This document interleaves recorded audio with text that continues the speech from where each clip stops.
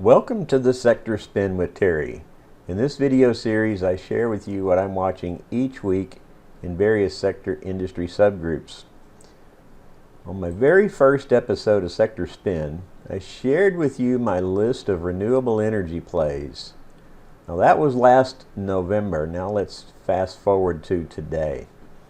Since then, these renewable energy stocks have pushed their bullish run to peak in late January, and they started a long period of consolidation. Now I believe that period of consolidation is complete and that a new impulsive uptrend is in play with this group. Let's start here with a weekly RRG chart showing these stocks, and then watch as I animate this chart starting from late last November until now. Do you see anything interesting happening? Think of this as a group as a school of fish. Do you see them react and move collectively in a group down into the weakening quadrant and then back up into the lagging quadrant? When did you first pick up on that possibility that this group was going to be weakening? Let's back it up here. So if you've been following me for any time now, you know I'm a huge fan of finding those hooking patterns. So whenever a stock makes a rapid directional change, that's what I call a hook. And typically these hooks will be your first indication that something is changing in the market dynamics. Now let's explore that again and watch now as I animate the RRG. I'm going to zoom in just a little bit. I'm going to focus on Daco New Energy Corp. Symbol is DQ. No, that's not Dairy Queen. All right, so we're starting in November, and watch DQ as it traverses. It's moved to the south and then reversed direction, moved back up into the leading quadrant. And then now, what happened here on February 26th? Do you see the start of a new southerly hook formation here? Now let me pull up a price chart for DQ. And you see this vertical line here? This vertical line is linked to the weekly RRG chart. So where I paused the RRG chart on February 26th, I can see the vertical line.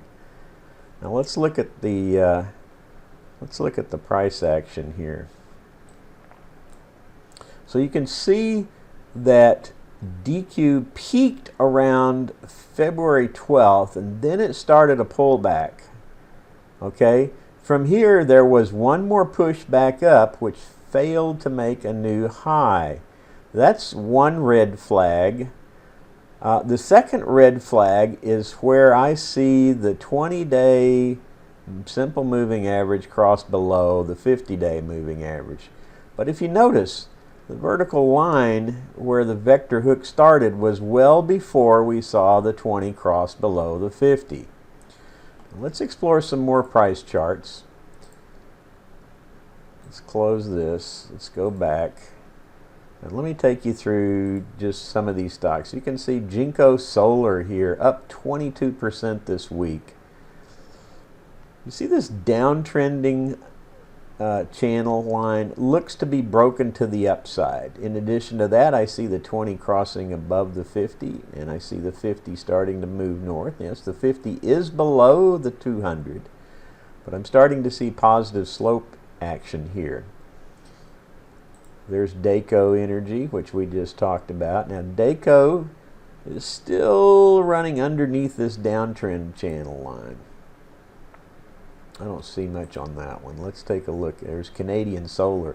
Canadian Solar, symbol CSIQ. The downtrend channel has been broken, similar to Jinko, and a move to the upside. It was up 8% this week. Here's SunPower.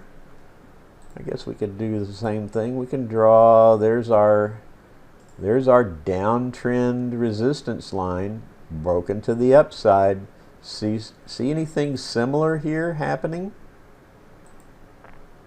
There's Plug Power. I know a lot of you guys are really interested in Plug Power.